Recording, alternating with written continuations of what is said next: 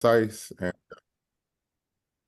and in 2013 we kicked off Hip Hop Family Day in downtown Columbia, South Carolina, where we were able to bring old school hip hop acts, gather community, and do a lot of family reunion business with the people from Columbia, as well as push some health initiatives for our community.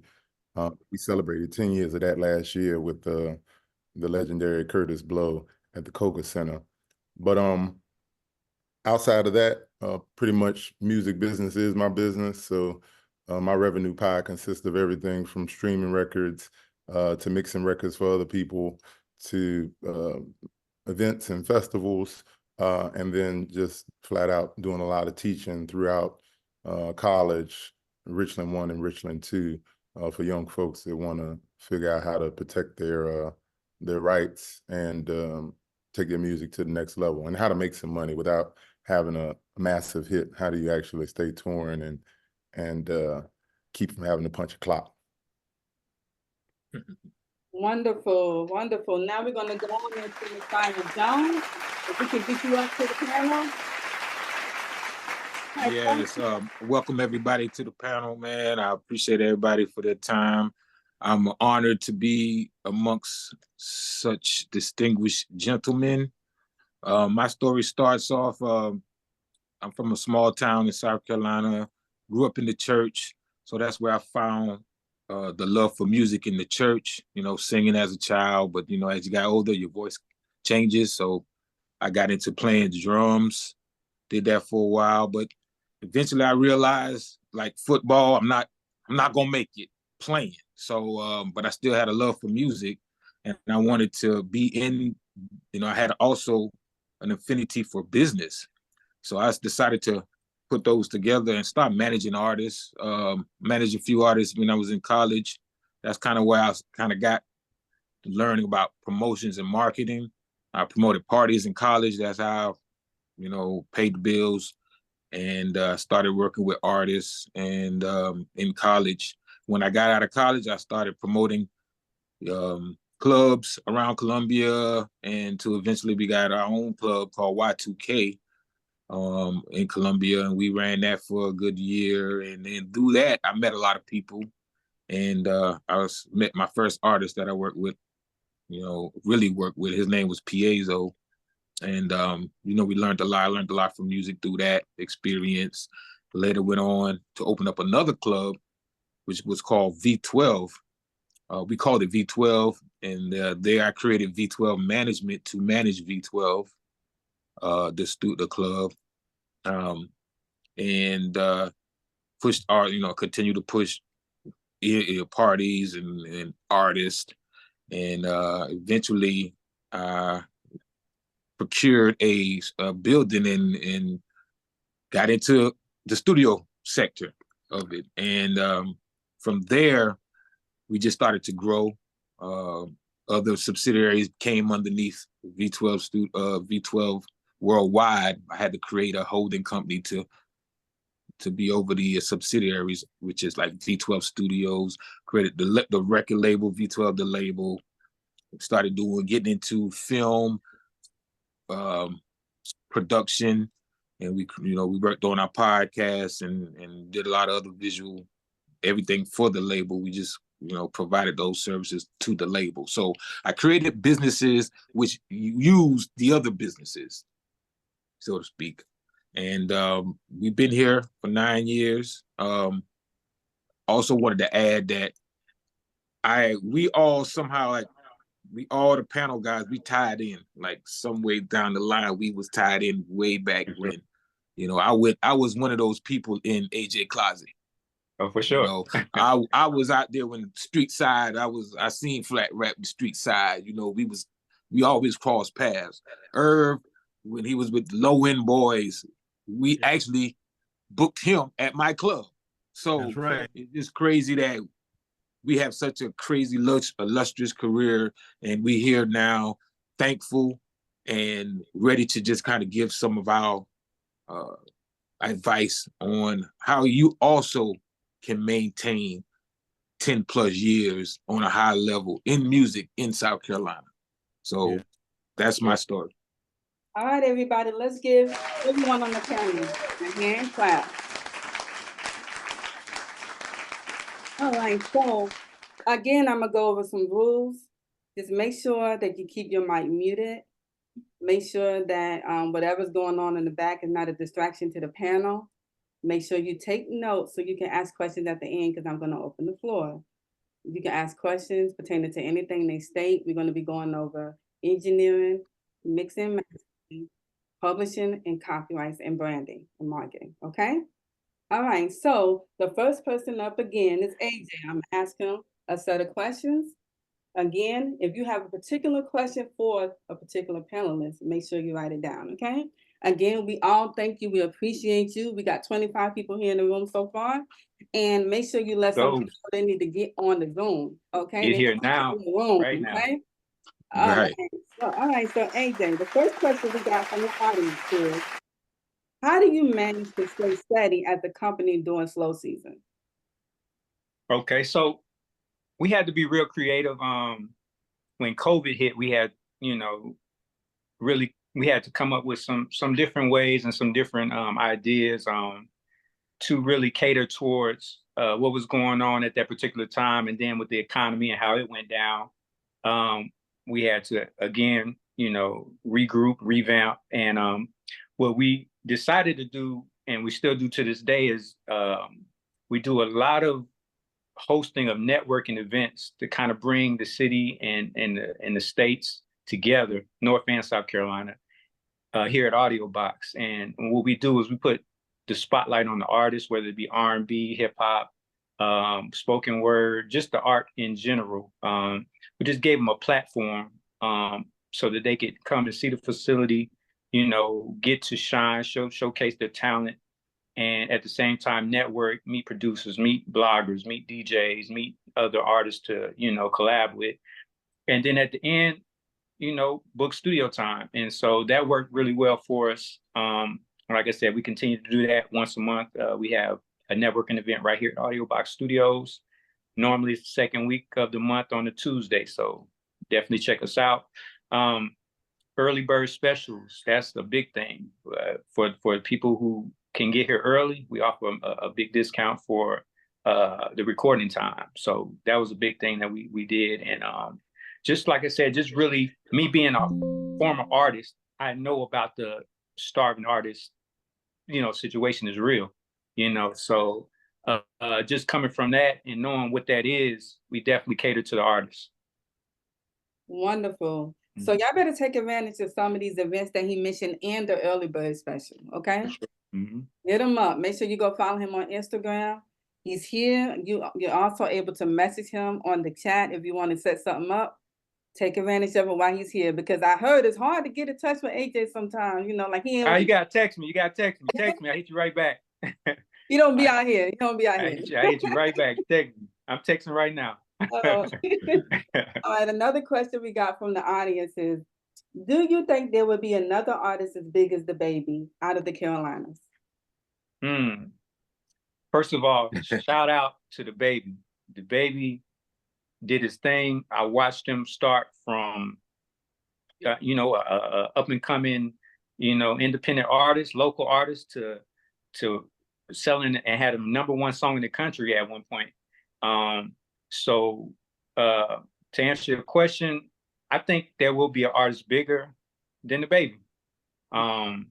Music is changing so fast. I think lyrics are coming back. We had the beef with Kendrick Lamar and Drake and J. Cole and all that. And the young people really got to grasp more of lyrical content and the art of what hip hop and what, producing music is all about. Is being creative. It's not carbon copying something that's already a hit. I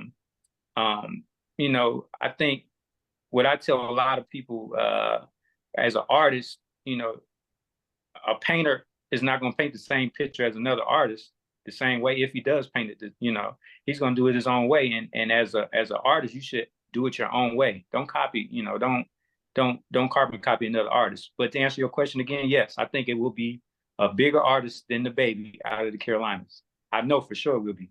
But shout out to the Baby for sure.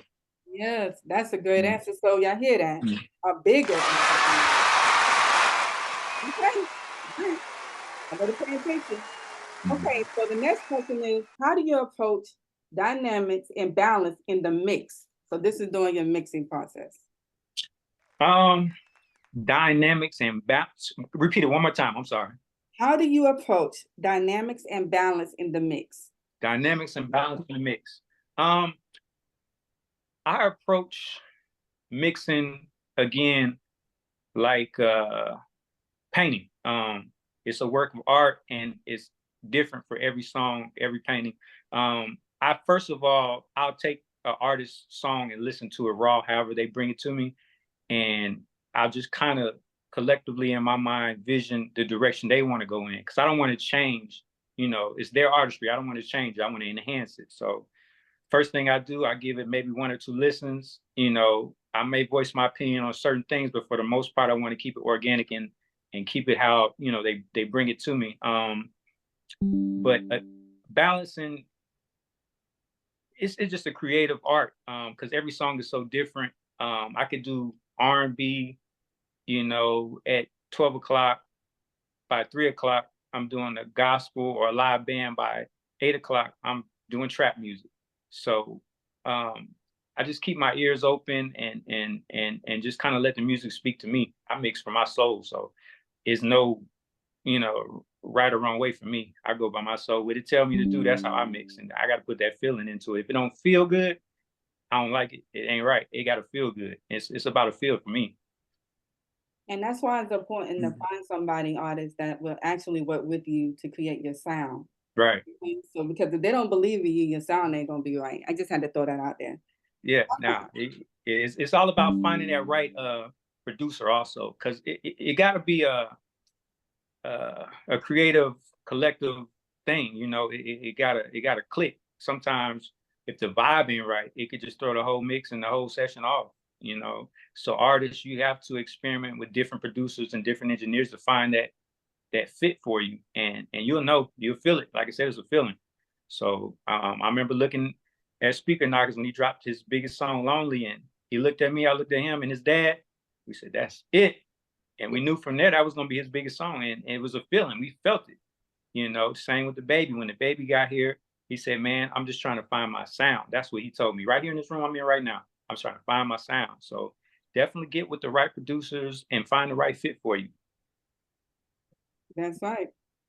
I've seen it time and time again where artists are coming and it's just not a perfect fit. You know what I'm saying? And then you have a few that sneak through and it just works. Oh yeah. So I mean, what Yeah. he's saying is most definitely true. And the last question, well, we have 2 more questions. Okay. Okay.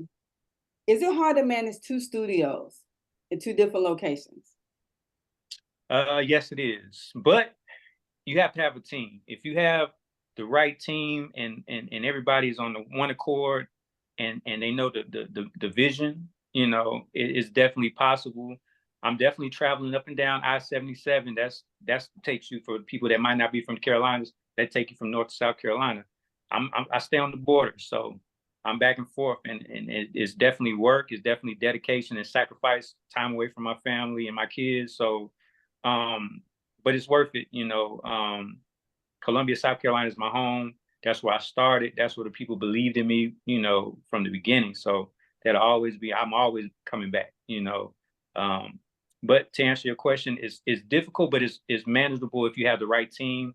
So to the business owners who have studios, they might have multiple studios, whatever it may be, find the right team. It's going to take some time. You know, you're going to run through some people. Some people may work out in the beginning and fall off. You know, you're just going to have to go through until you find the right people. You got to trust somebody, and it's hard to trust these days, but you got to trust somebody. That's the only way it's going to work. And just hold them accountable. That's what I can say. Hold them accountable. And I think, you know, it's definitely manageable. And as far as what made you go into music, like please describe the scene for everybody so they'll know when it hit that you wanted to be in the music scene. Man, like I said, I was really birthed into it. I just remember just hearing music, You know, as early as maybe 4 years old, I'm hearing, you know, my uncles in the living room playing guitars and the bass guitar and the lead guitar, and you know, my uncle singing in a quartet. So that's harmony. That's 3-part harmony. That's training my ears from a young age. You know, even with auto tune now, I could tell you the key of a song without looking, or you know, it's just something that I was blessed to be around. Like I said, probably about age 6. My first record my mom actually gave to me was Prince. It was a Prince record, and it was When Doves Cry. I never forget it. And I had a little toy, you know, record player, and it was a little 45 record. When I put that on there and put that needle on there and heard that sound, how the music was produced and everything was you know, formatted and laid out, I wanted to know what was the process to get that music onto that record. And I think from there on, I always strive to get to that point, from the beginning to the end of music production. And early age, probably about 10, people was getting video games, Nintendos, whatever. I want a keyboard. You know, I don't care if I don't get nothing else. I want a keyboard. So I got that first keyboard, and it was a wrap from there. So you fellas on the panel, was y'all situation kind of similar? Like, did you ask your parents for an instrument? Because I remember I asked my mama for a keyboard as well. Yeah. Oh, And I yeah. have my tape player. Can y'all agree? Are we all on the same page? Oh yeah. Funny. I just never got my keyboard. You never get. Got it. Oh, gosh. All right, y'all. So that's all the questions for AJ. Again, let's give them a round of applause. Yeah. I appreciate y'all. Definitely Yes. appreciate y'all. It ain't easy getting up on the Zoom talking to everybody. I'm gonna tell you that right now. It's not easy. Okay, so now we have the next person coming up is Irving Johnson of Columbia Sound Master Studios. Again, let's give him a hand. All right, let's go into questions. Okay, we're gonna ask you the tough question. Oh Can Lord. you can you provide input on the arrangement and structure of a track? Yeah. That's deep. So whoever asked that one, y'all went deep. I don't know who asked that in the audience, but thank you so much. For and especially towards producing a track. That can go so many different ways. Even when you start out making up songs and bringing things, getting ready to go to, you know, a studio to mix and record, we used to call it like pre-production, you know, because nowadays you got a producer and you got the artist. Yo, let's link up. I like the beat you made. I just want the MP3 or the track out, and then I'll go to AJ, and then we'll record the record. But still, one of the right ways of doing things to me is, if you do like a record, get with the producer, make a true arrangement for the song. Don't rush into the record. Like, really think about the song before going to your engineer that is not able to read your mind. Like, you must be able to relay what you're thinking to that mix engineer, so that you'll be happy and won't walk away and say, man, that engineer didn't do what I was thinking. Well, you didn't have an idea of what to tell the engineer to do. You know, not mind readers. So definitely pre-production first. Put together a song. If it's something you really like, most songs will turn out really, really good if the engineer gets an idea of what you want to do with the record. And then, of course, right after that, a good produced, good communication with the engineer, and then comes to a mastering engineer. Me and the mix engineer might talk and say, what did they have in mind for a finished product. It is still true. I mean, some people luck up and get a hit record out in the middle of nowhere and really no thought. But I mean, some of these big records are well thought out and well produced. And I was looking at somebody y'all know Brian Michael Cox. I looked at him the other night. He had started on a record maybe at 8 p.m. or something like that. he was still live for some reason the next day in the morning working on the music for a track. So for those of you that might not know Brian Michael Cox, he did help Money Long with Jermaine Dupri do the song "Nobody Loves You Like You Love Me," whatever that record is, Money Long. But just to watch how long a good produced record that's not just done, man, I made that beat up in 2 hours. So get with your producer to make an arrangement, just in my opinion, and it is still going to depend on the genre of music. A hip hop record can just fly, with a good beat and good production with the engineer. And I'm rambling about that question. No, that's good. Good information. Okay, so the next question, no, it is. Because I mean, I don't think they do just show up to the studio and just be like, Yeah, like, I mean, what to do. hey, it's good to have a 4-hour block, but to really be like, look, man, let's really work on this record. Have about 3 4-hour blocks. That way it's building up to that final, man, I got to drop this record by Friday. No, you don't. I mean, as long as I've been in the music business, I mean, a hit record is a hit record. Man, next Friday, it's gonna still be a hit record. So at least book with your studios, V12, a Quantum, a Audio Box, a Boom Boom Room, or something. Just like, man, plan it out and say, look, we coming in every Wednesday while we work on this record. Sit back and listen to your record. Because I even know engineers that they'll be on the 8th recall of the same song because the artist is not listening hard enough to what they left with. It's like, man, really listen to that song to see what you like so you can make notes, come back to the engineer, book some more time. That way they don't think they're really wasting a lot of time and energy on that record. I mean, a good record will definitely pay you back. Like, you will make your money back from taking your time and booking studio time. It will pay you back in the long run. All right. That's what I've witnessed all the years I've been in music, and when I was down with TLC and Boys to Men and all of them. It's like a good record it could just take a good time. I don't know if we're in a rush to hurry up and make money, or hopefully we get some good streams. But man, don't rush your hit record. And speaking of That's that, just my opinion. Now you can rush it if you want to. That's just my opinion. what is it like to work with major labels and A&Rs? I think, man, the ground you walk on with the major industry, it is it's almost delicate. I think everybody is in a position to where you don't know if you have a job tomorrow. Like, you want to hope you sign the right artist that's going to make some money for a label. Even like AJ was talking about earlier, like, we both have been through a pioneer for South Carolina. His name is AJ Savage. This man has worked for Arista Records. He was like the vice president of A&R for Clive Davis, with Arista. He gave me one of my first breaks for a remix with Alexander O'Neal that was signed to Terry Lewis and Jimmy Jam. So just a lot of things have changed to where it was more about talent. Seemed like now it's all about hype, because we're trying to get streaming numbers. A few years ago, we wanted to try to sell CDs and product because it cost it back then. It cost to make the product to put on the shelf.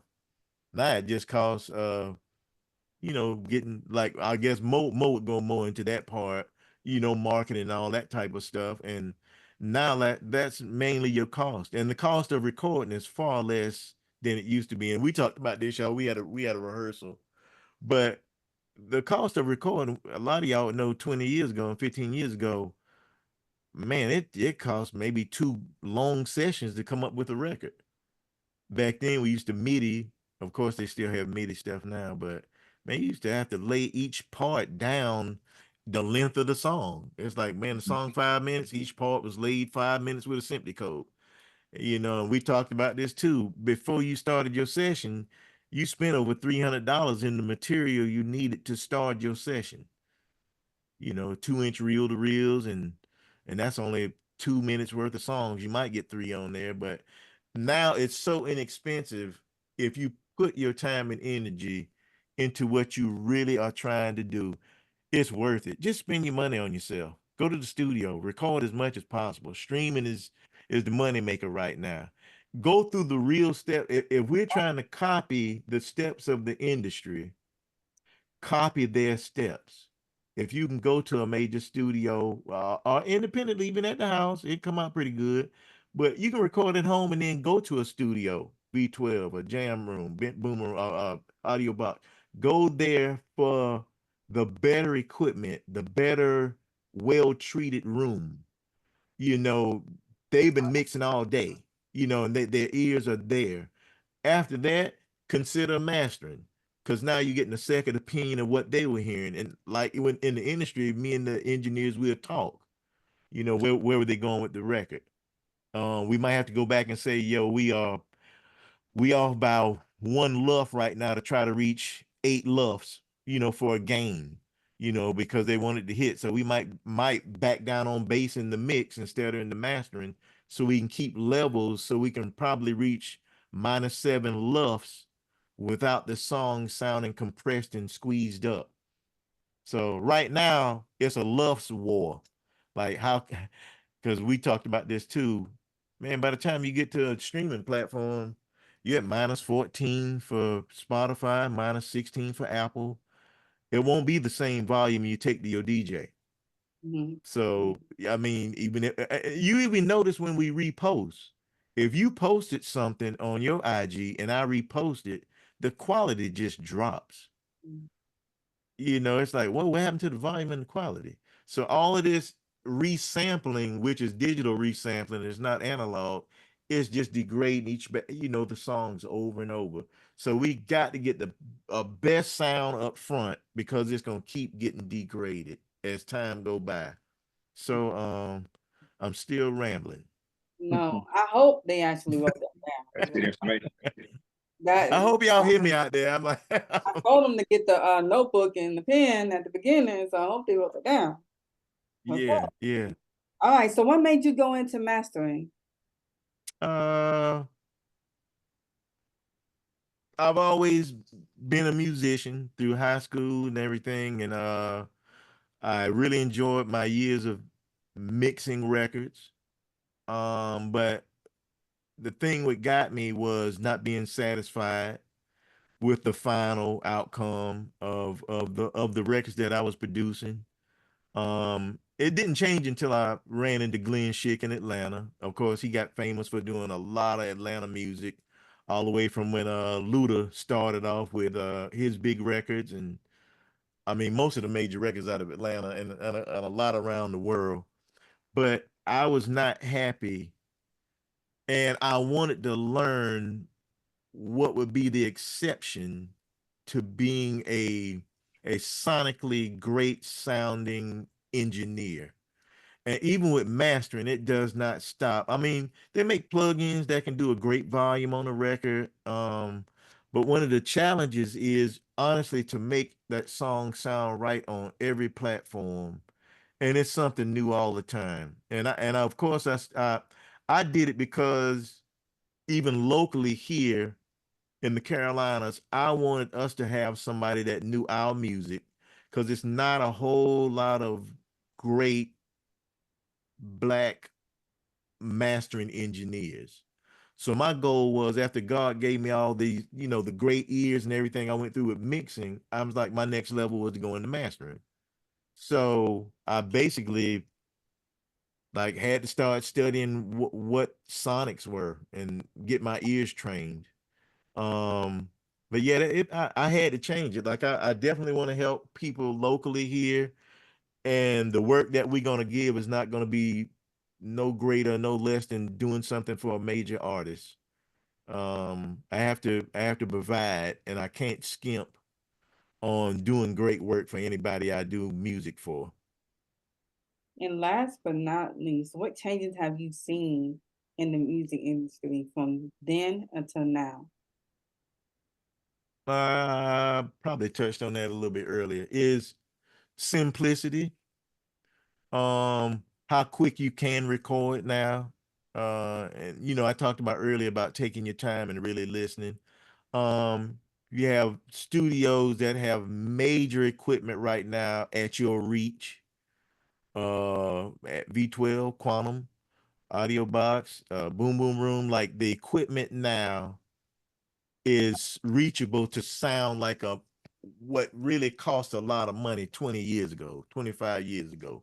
And I mean, the people around here and the great businesses that are on this panel right now can supply a little bit more than what a lot of people can have in a home studio. Sometimes it's worth just at least trying it out. Be like, man, well, I got it at my home studio. But then in the long run, you'll be able to work with engineers that do it all day and their ears are tuned to that room. They're already in a competition platform to be competitive with major records, and it's not like, I mean, at home, don't get me wrong, at home is where I learned. AJ said he started in his garage, don't get it wrong. But I know the difference now from when I started to where God got me now with my ears and the knowledge he's given me throughout the years of why what we have now is necessary. I mean, you can probably come out with a good record out of the bedroom, no lie. It can happen, but somehow or another, it does get better. And it's the same thing as you can master with a plug-in, but I'm so used to using the hard gear now, I can still hear the difference in the sonics of something. I mean, it might take a well-trained ear, like, the owners of studios here, but average person might not hear it. But man, if you need a Grammy and want to be qualified for these Grammys and things like that, it's a certain sound. Like, man, to sound like The Weeknd or Taylor Swift or Beyonce, it's like, I'm gonna just say I don't think you can expect the engineer to get that done just that quick in one session. Like it's definitely a lot of working and balancing, and pay for 8-hour blocks. Pay for them. Hurry up and go back to the studio the next week and the next week. Cause rushing something, I even see some people on here, producers. I see a few of y'all on here. Man, they know when they're making up a beat, they come back to it the next day, just to make sure. Yeah, man, I could switch out a snare. I could have used. I got 10 snares I went through. So the thing is, nowadays the opportunity. I know I'm rambling. What my time looking like? I got 2 minutes. Okay. Another thing I'm looking at, like even with the mix engineers, if you're into allowing your engineers to have points, and that's something Master Splinter probably gonna get into when Ms. Jones goes into this thing. You got to allow points to be with your engineer. You might get a little bit more work out of them to share 2 or 3 points of publishing. I'm just saying, because they do that in the industry, y'all. Share some points, it don't hurt. Because if you making money, them 2 or 3 points ain't gonna hurt you. The industry standard is minimum 1.8% of something. So if you sold $1 million, that man's still only getting $18,000, but you just ran with $1 million worth of sales, of publishing, or at least some people will give that to the studio that the engineer is at, because they are actually somewhat the initial copyright of the song being created. But that goes into legal things. But well, I'm rambling. Hey, we can come back to that. Master Splinter might jump on some of that. I'm about to dip. All right. Those Yeah, just share. I'll just say that. I was just going into production. If production is happening and lead vocals are happening, it's things engineers can do, like AJ or anybody at Master Splinter when they're mixing records. If something is clashing, we do have plugins, and y'all producers know this, to where we can swap out sounds. If the snare is clashing with the lead vocal, if the highs are clashing with the hi-hats, allow sound exchange in production. That's why I say sometimes a great record can take time, because you don't want things just clashing in the record, spatial imaging and all those things that, AJ and Master Splinter might go deeply into, as far as creating records. But I think that's my time, y'all. I ran out of breath. All right, y'all, let's give him a hand. That's Ezra Johnson going to get on Master Splinter. Yeah. There was a lot of questions that came in. Yeah. So drink some water. because okay, they asked you some questions down there. All right, so now we're about to pull Master Splinter up to the stage. Everybody give him a clap. Yeah. Yes, sir. Yay, yay. And I'm gonna go into your questions first before you pull that up, if you want to. Does that work? Sure. Oh, I just brought some graphs to go with the questions, so I can. Oh, no, no, go ahead. Yeah, I'll just share. I'll share when we need to. Okay, go ahead. Mhm. No. I mean, I'll just share when I need to. You can go ahead with the questions. Yeah, Okay. sure. All right, so the first question we have is, as a producer, how can I protect my beats? As a producer, okay, yeah, good. That's actually something I can pull up a chart for. I'll say this first. To protect your music, obviously you're going to be looking to copyright. So I recommend that you at the very least do a PA form. But let's take a peek here at what I have to share. Let me say this real quick. Please take out your pen and paper. You want to get this information. All right? All right, go ahead. Cool. All right. So when you think of music copyright, and this is kind of song-based, but even for producers, they may be wanting to make sure their music is protected before they begin to shop it, which I totally recommend. Because obviously there's a lot of talented musicians that can even hear what you're doing. They don't need a copy of it and they can recreate it. So protecting your intellectual property is important. But when you think of the copyright of a song, it's two parts to that copyright. And one part of it is the recording, the sound recording. And that is referring to the song itself, which oftentimes people say is the master recording. And that is all the sounds that's on the actual record. The record, the phonograph is what they used to call it. But the CD, the MP3, whatever the physical copy is, the song itself. And the other part that you need to protect, which would be a PA form, that it'd be more the composition of the record, which means all the components that made the record, the song lyrics, the music that was played, whether it was a bunch of players or you had one producer that sequenced all the instruments, all of those pieces that made the song in its raw form before you had a finished product. You know, you think of the sound recording, finished product, the composition as you are creating it. This dude did the hook, this dude wrote 2 verses, and the homeboy put together a beat or played a live instrument on it. These are the people who contributed to the composition, and they actually own the record from the jump. They protect that ownership by registering the copyright. And then once there's a final product, or a finished product rather, might not be final, but when it's finished enough that you can send it in with your registration, then that would be an SR form. So kind of in conclusion, to totally protect your record at the US Copyright.gov office, you want to fill out a PA form and a SR form to make sure that the composition of the record is protected and that the song itself is protected. And I want to say this for people who might be thinking, well, I don't know if I got to get both of them done. This is when the rubber hits the road on this. If someone is to sample your record, they actually need 2 clearances. They have to check with the person who owns the master, the SR form, because that will be sampling the actual record, as well as check with the writers on the record. So they're going to have to get a checkbox on both. But for instance, if somebody decides to remake a record and they're not going to use any components of the original recording, then they only need to get with the songwriters.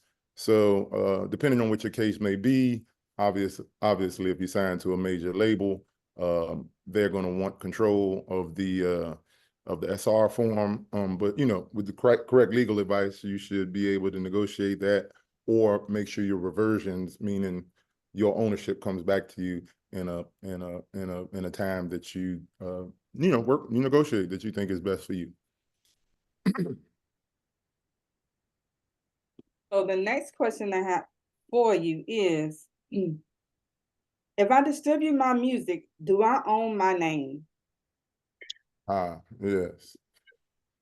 Yeah, well, I'm gonna kick back real quick to this definition. And I know some people are looking on their phones. I try to make it big enough for you to be able to read along with me. Feel free to uh screenshot. But the definition of, and at this point we'll be talking about trademark when you're talking about protecting something like a name.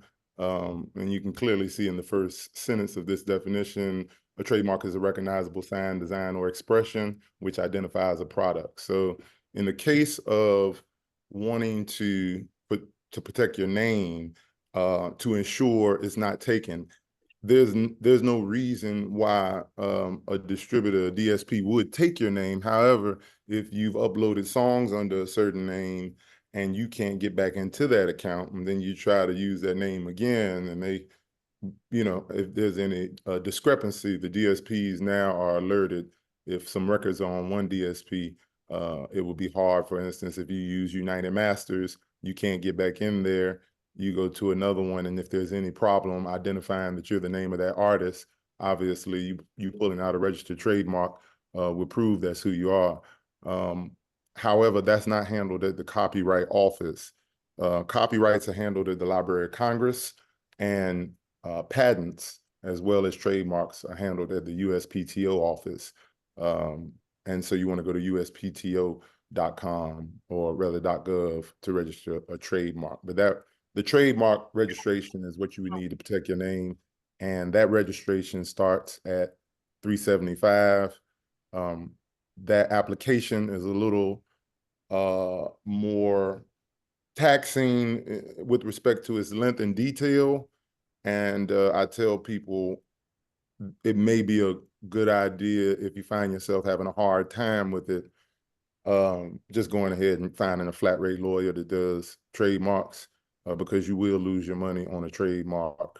I've done it before. So they have a lot of questions, especially when it comes to names, insignias, colors, what type of trademark it is, what purpose it'll be used for.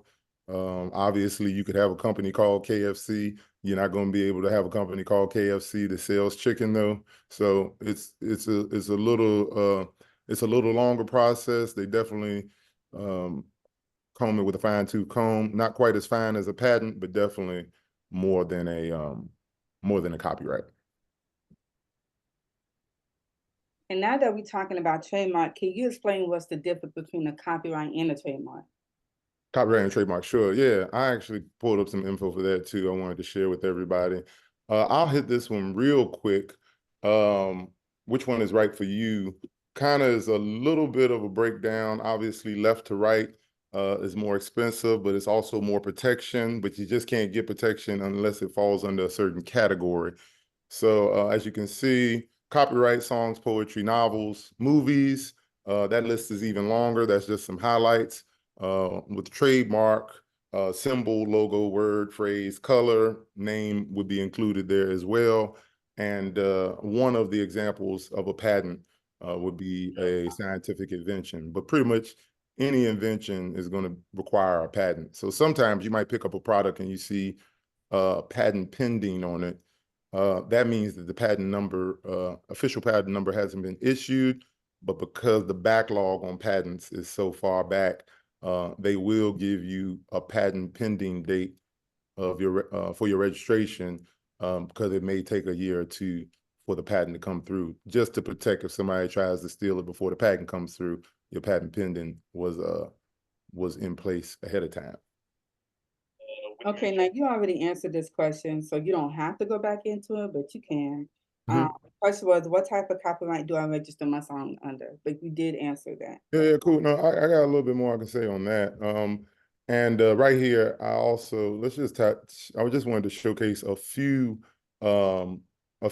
examples of trademark and things on the word. One of the words you'll hear when you're applying for a trademark is distinctiveness. So here's kind of a chart that reflects a weaker trademark versus a stronger one. And I think you can tell that just from a quick glance, the very generic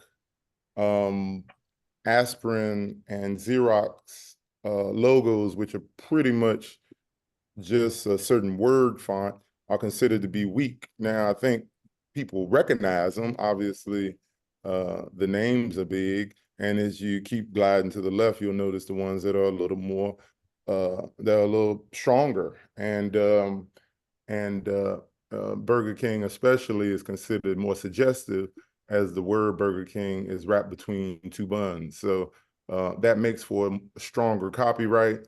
And there's actually a graphic design that contains the word, which you could protect all for one 375. If you were to come back later and just have the word at first and come back later with a graphic design logo, you would get hit for another 375 to protect that.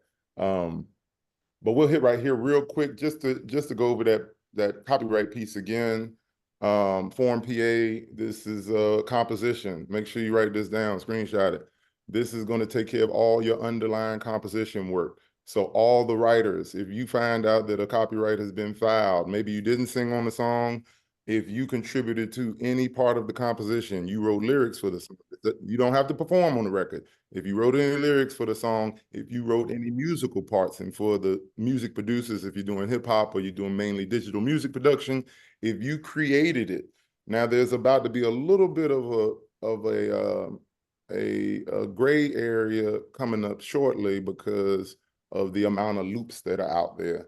And I suspect that at some point, even though you can pay for a subscription to use a loop, and it says you can use these loops from Lander or wherever they got loops at, they got them all over now. They say that you can use them. I suspect that as time goes on, there will be a deeper registration for which loops you use. Right now, a lot of these companies, you can just download and apply, and they consider them royalty free. I don't know how long that's going to last, but until then, if you put it together, if you sequenced it, you were a songwriter, definitely make sure you're on the PA form. For you guys that are running record labels, or you guys that want to be music publishers, you will need to get, for music publishing for sure, you will need to get access to the PA, which means you might be an administrator for the songwriters. But if you're going to be doing something with the song recording itself, you would protect that master recording with an SR form. And you can see, you know, obviously the language is somewhat old because everything is kind of digital, but phonorecord is still the official language they use to reflect a physical piece of music, be it an MP3, CD, vinyl, or cassette, tape cassette. So those are the two forms. I would say if you're low on bread and you got to do it in 2 swipes, I would definitely do your composition form first, as the sound recording may not hit the airwaves yet and need the same protection. But from concept to composition to recording the piece, you want to make sure that you are protected in case that demo creeps out. So PA form first, SR form second. Now you mentioned about publishing. Can you explain to people what is publishing? Yes, I will, and I brought it's such a deep topic, but I brought some things to get everyone started. I think that's the best way to describe that. And the publishing of a record belongs essentially to the people who, let's come back here to the PA form, the people who write the song. It belongs to them. It innately belongs to them once the song is recorded. A lot of times, artists, especially, I hope you're paying attention, when you hear people say he stole my publishing or she stole my publishing or somehow I don't have my publishing. To be very honest with you, and in most scenarios, the publishing has been sold away. Now, it may have been sneakily placed in the contract, or it may have just been some money offered it for it, and one of the slickest lines to say is, well, we don't know if this record is going to be big or not, but we do want to own the publishing on it. How about we advance you X amount of dollars for us to own this percentage of the publishing? And in some cases, I'm sure we've heard real recently, there's some big music executives that are being kind of given a hard time about not returning the publishing that is innately built into the songwriter. But you got to be careful when you start playing with signing over your publishing and when you're working with someone who's going to publish your music for you.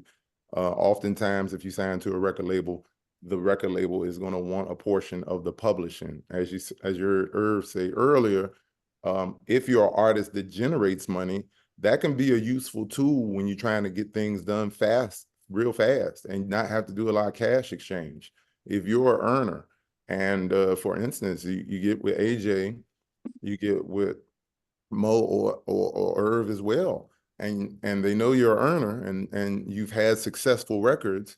Let's say you're down on your luck, but any one of the four of us think you got another one in you, we might be willing to take a risk with you, like any other producer. It's not common, but it could be a recording engineer if they have services that they're willing to offer to an artist, and they say, hey, I'll do this work, you know, for a percentage of the publishing.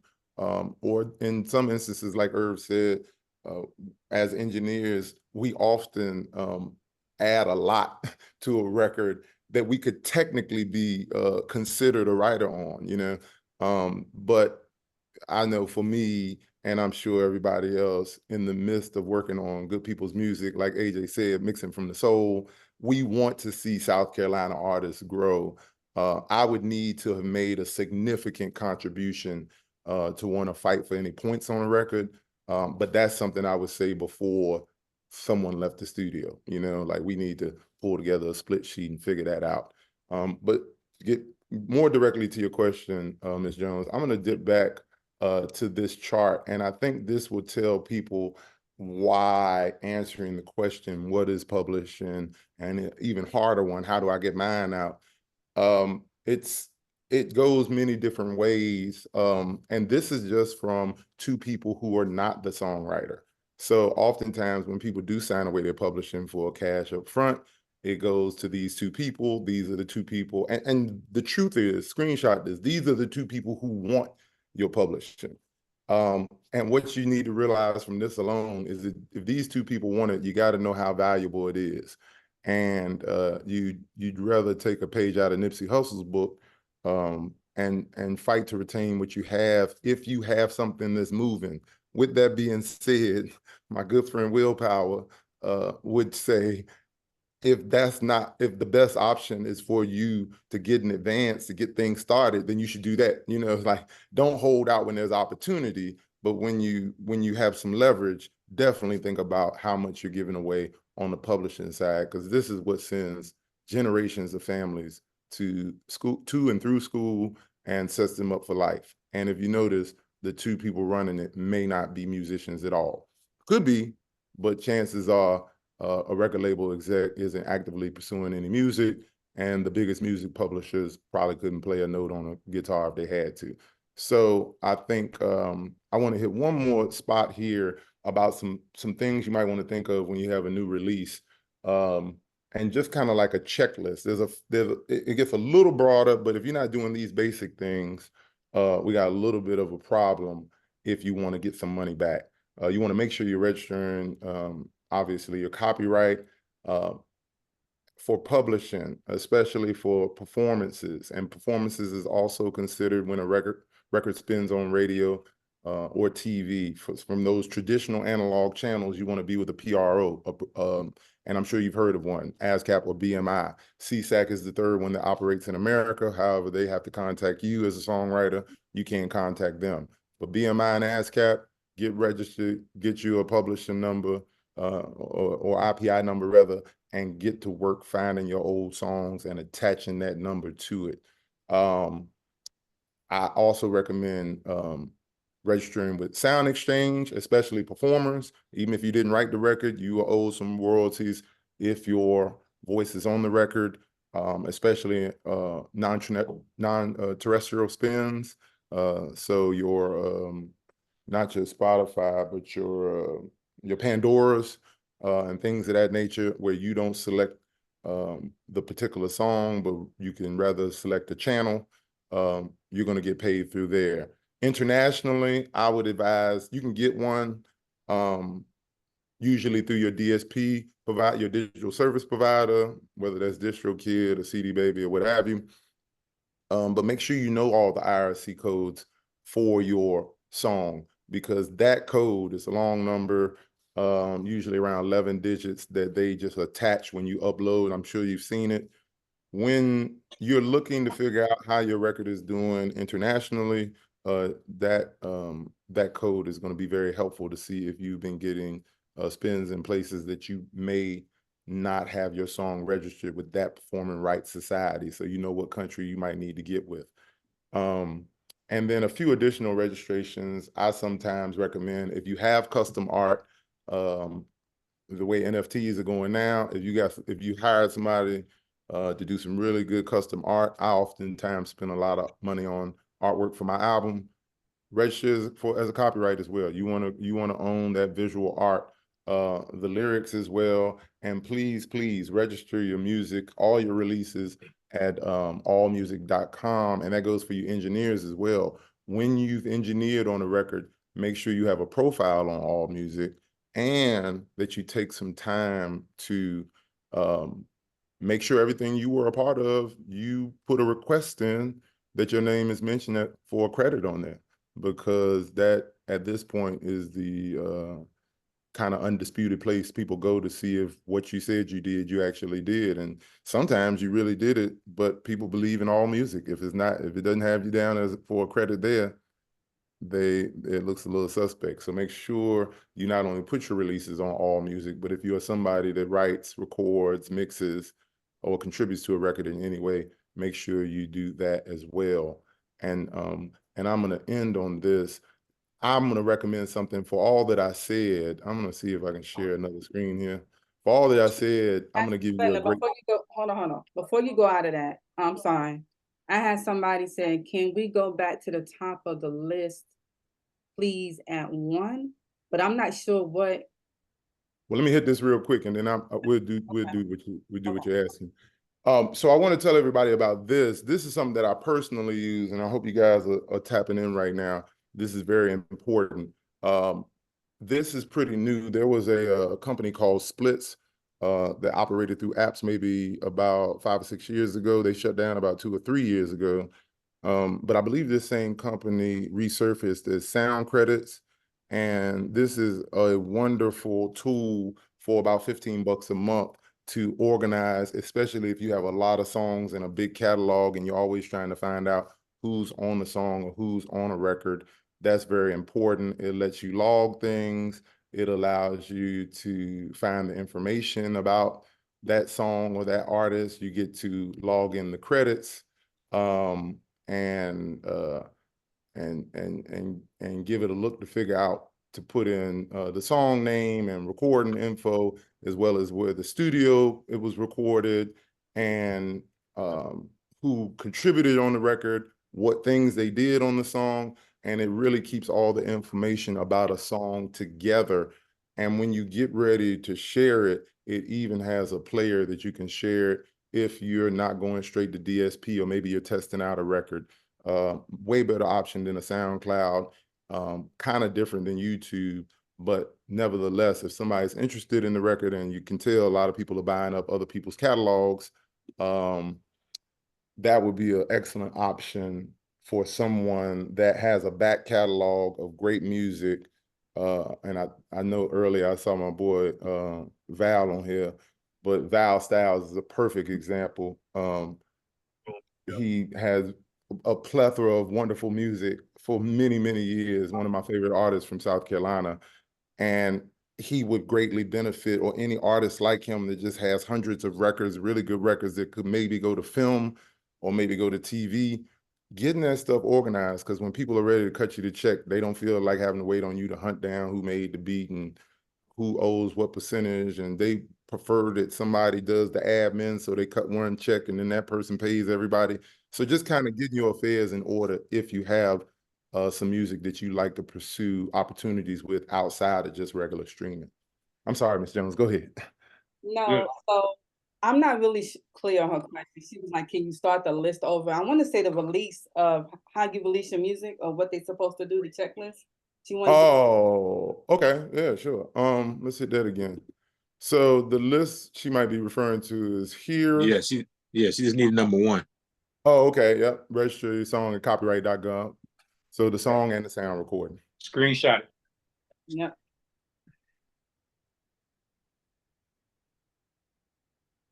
All right, we good? She got, yep. Well, let's see. Yep, she said thank you. Good. No worries. No worries. So y'all, that was a whole lot of information. Let's give him a hand clap. Thank you. I was even learning some stuff, okay? All right. Y'all, so again, the whole goal is for y'all to come to the Zoom and leave here saying you learned something that you didn't know yesterday, and to connect with people in the chat that you have never connected with before. And we got some good people here in this chat, and we got a lot of important people on the Zoom. Not only the panel, but in the audience, we got some major producers, some people who teach marketing. We have some great artists in the chat. We have other studios in the chat. So make sure you are utilizing the chat and network with everybody that's on the Zoom. All right, so now we're about to go into Messiah Jones, V12 Studios. Let's give him a hand clap. Hey, that's a tough act to follow. I don't got all that stuff. You came with it. All right, Messiah. So we got some questions here for you. Okay, so the first one I have is, what has been your biggest challenge running a commercial studio? Oh, honestly, it's been finding credible engineers. You know, that's what I found to be my biggest issue.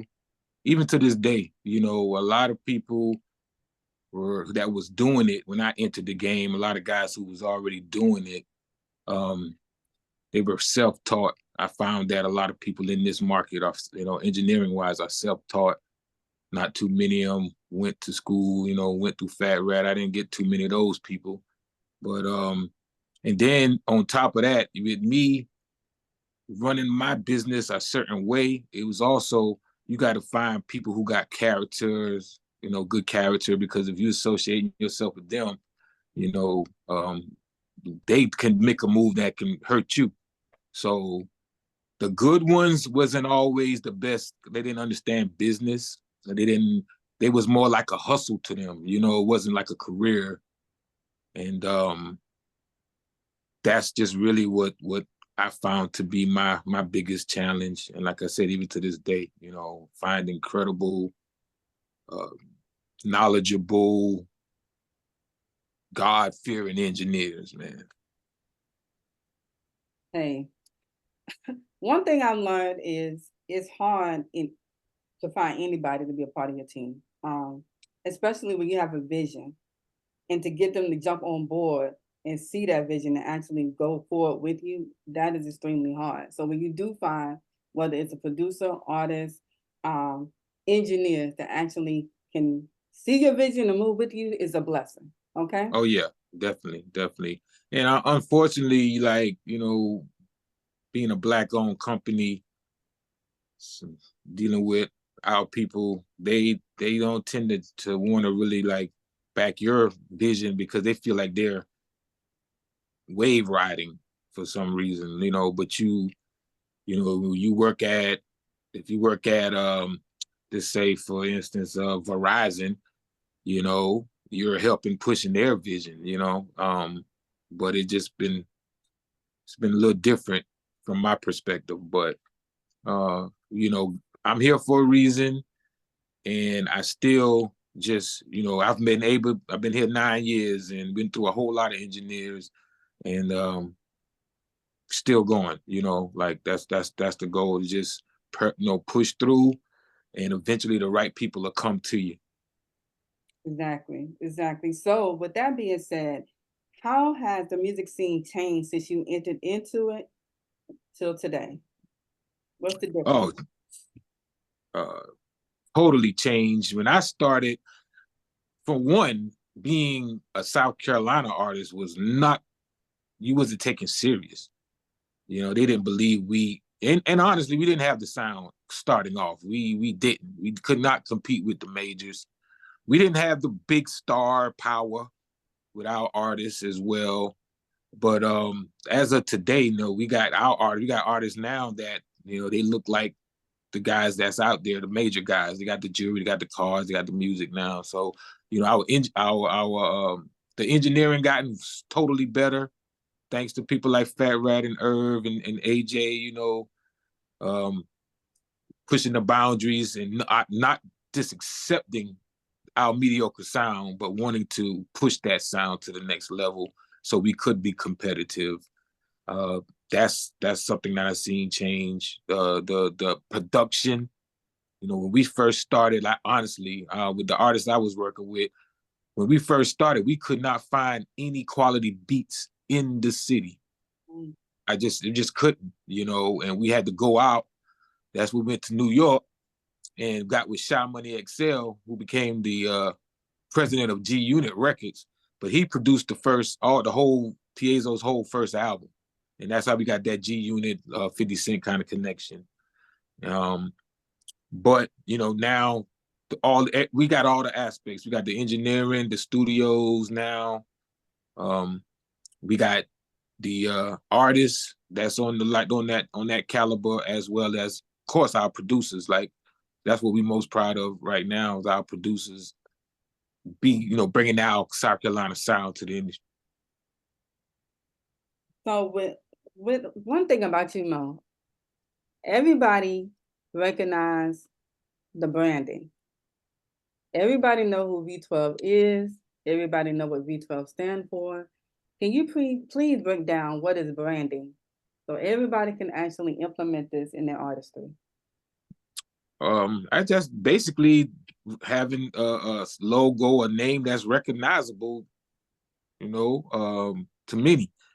So I found that, you know, that I've been able to brand myself before I was able to prove myself. Mm-hmm. But that's what branding allows you to do. When you come out and you promote yourself as such, people start believing in you. And your brand is your company and what your company is about. Mm-hmm.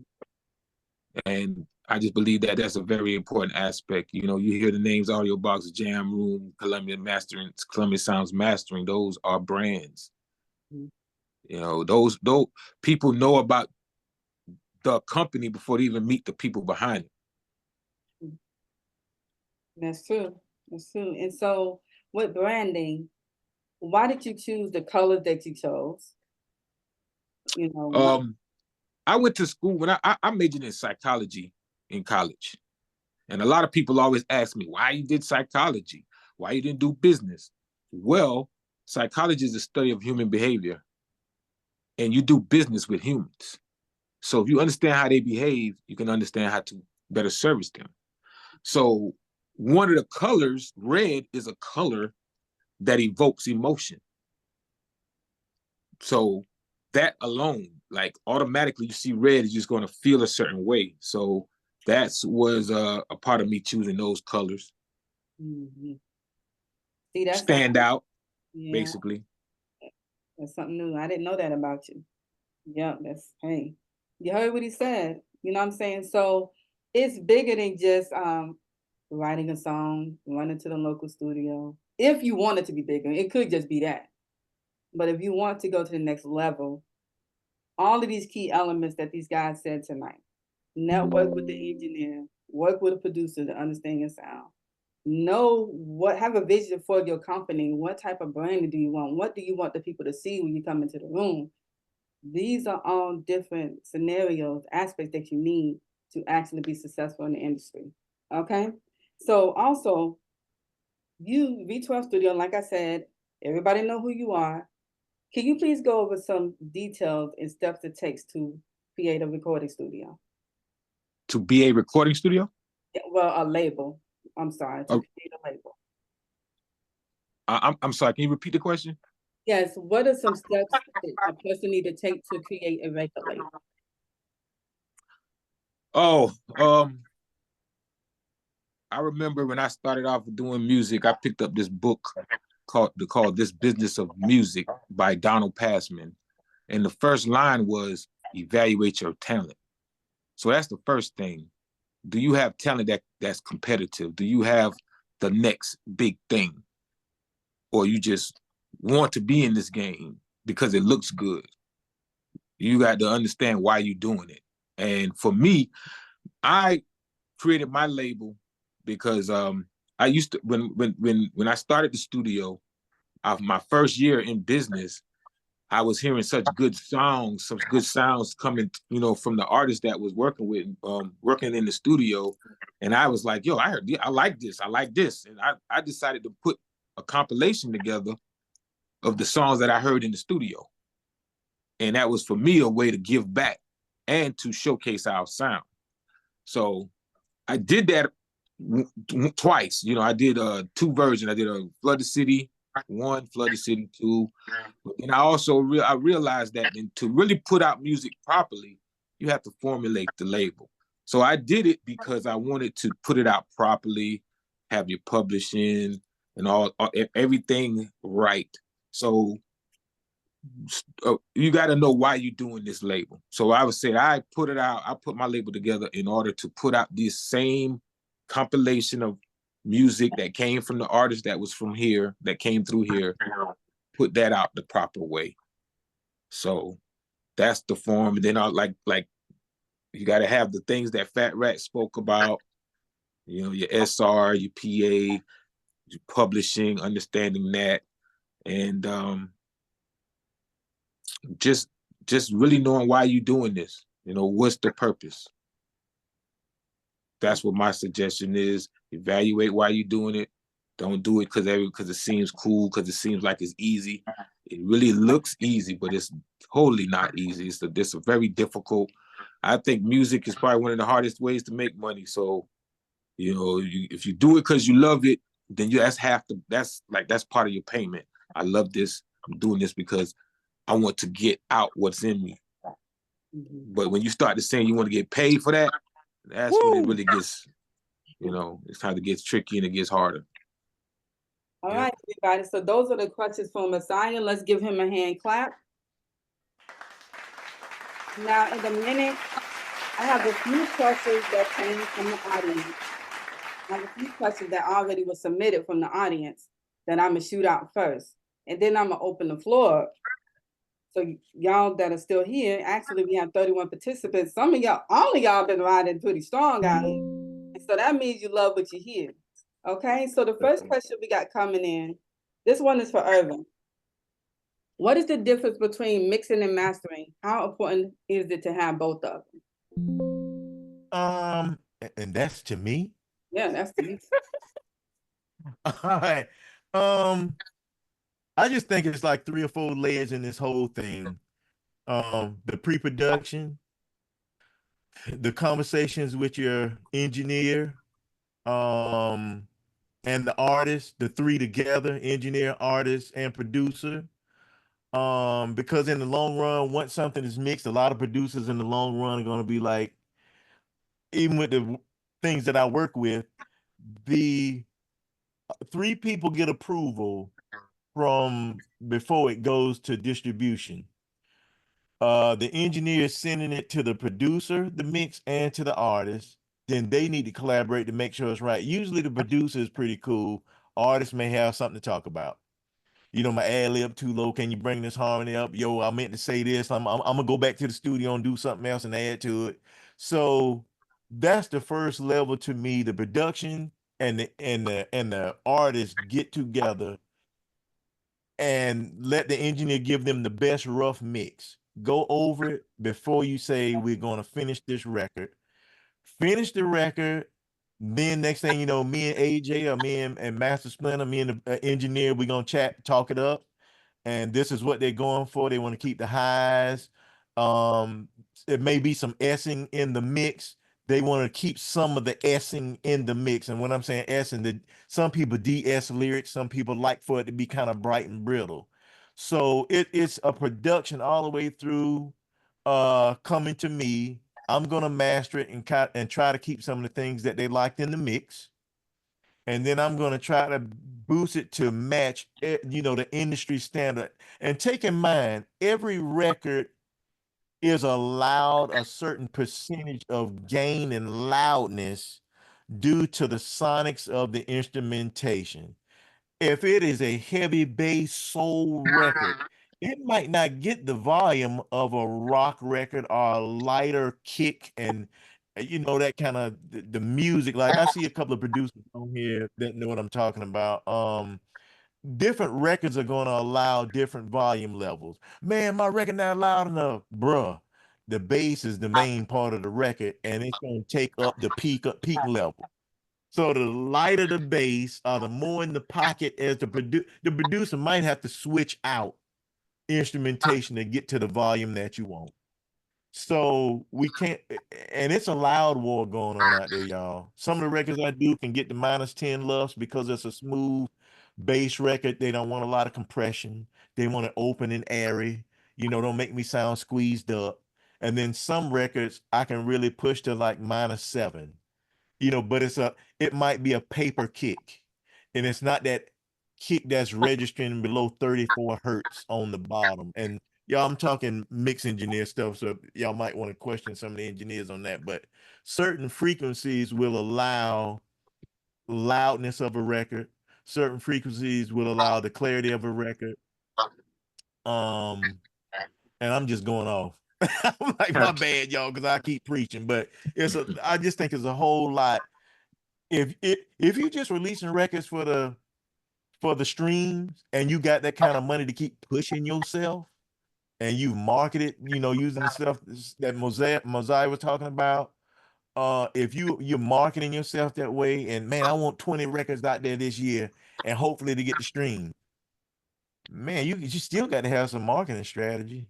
I mean, hopefully it might jump on TikTok because you said the right lyrics. And then you still got to get them to come to your platform for your DSP for the Hey, numbers to somebody need to move. be muted. Uh-oh. Yeah, here's something. But yeah, so I just think, man, take this, like Mo was saying, you got to spend money on something. Like if you into this thing, and oh man, I'm gonna be broke if I spend too much money on this record. Save up until you got it so you won't be disappointed. Because I'm not gonna tell you not to do it. Don't be in this industry because money is tight right now. But wait until you can do it exactly right. I mean, Master Splinter with those copyrights, AJ went on the music part, preparing for the studio. Mo's talking about the business part of it, marketing strategies. Me as a mastering engineer, I'm the last stop before it's time for it to get out there. Mute everybody. Mute everybody, Mimi, and then let Herb come back. So it's like I'm the last spot, the last target. It might be Daryl. That's you, D Turner. Nope.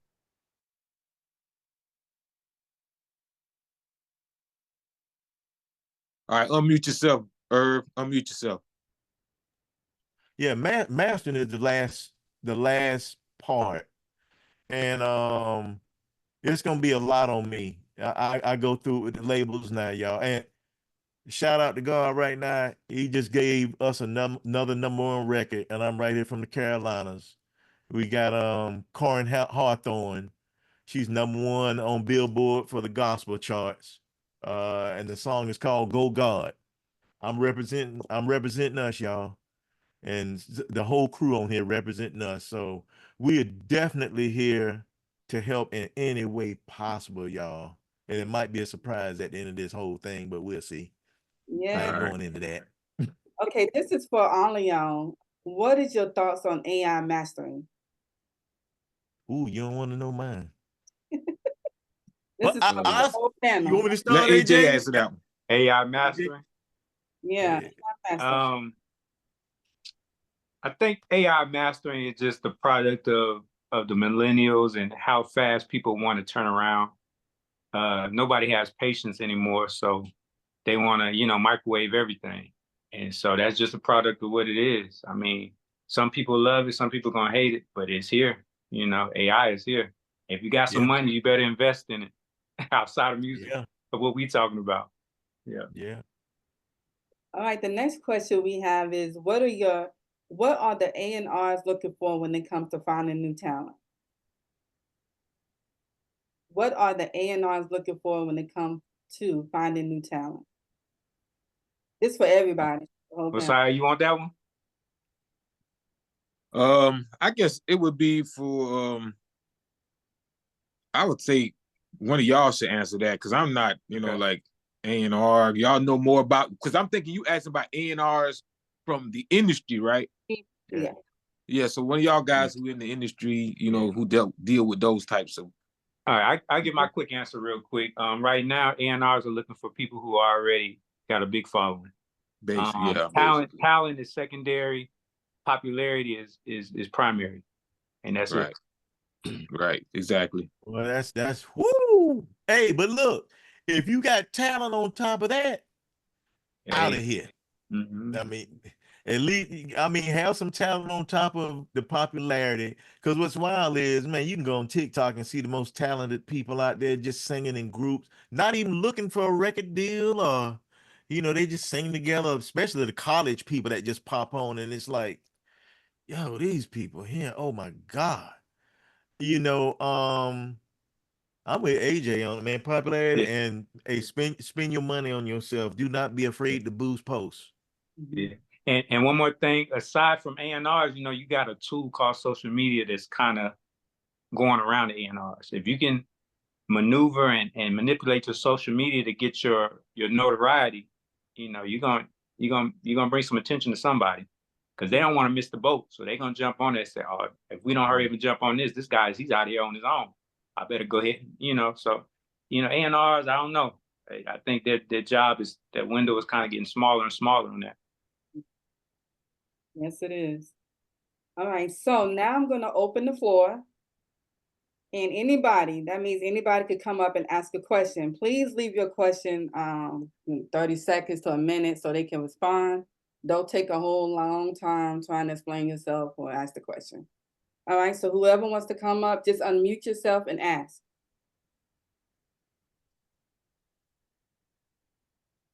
Don't be shy. Quick question. Okay, I can't see who. This is Zarik. Zarik. I'm an entertainer from Columbia, South Carolina, but I'm located in Atlanta currently. What's up? What's popping? So my question is, how do you guys feel about people who pay for likes, pay for views? Because I heard you say manipulate your social media. I know a lot of people who they buy their likes, they buy their comments, they buy their views and follows. How do you guys? I personally feel like, that's what the game has come to, because if you don't look like you're trending or popping, then, it's just harder for people to pay attention to you. For instance, you go to YouTube and you see somebody got 200 views, you're not gonna look at it. But if you see you got 20,000 views, you're gonna at least look at it. So it's a tool that you got to use. And, I just heard something about Megan Thee Stallion got so many bot views. So the industry has been doing it. It's what's going on. And to be competitive, you just gotta make sure you're competitive. And that's a part of it. So I'll say use it wisely.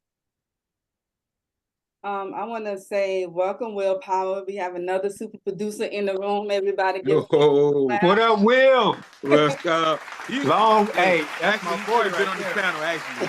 That's my boy right there. Yeah. Y'all making this less talk just extraordinary, okay? That's my boy. Yeah. Oh, Yeah. it's that time. Yeah. So you can join in if you feel like it on answering some of these questions that the audience have. So whoever would like to come up next and ask a question, please do. Just unmute yourself. Mm-hmm. Hey, my name Richie Money from Hey. Aiken, How you South, doing? What's Aiken, up, Rich? South Carolina. What up, though? My question is for Messiah. He said he started one business to get others started. What was the exact process you went through to start that?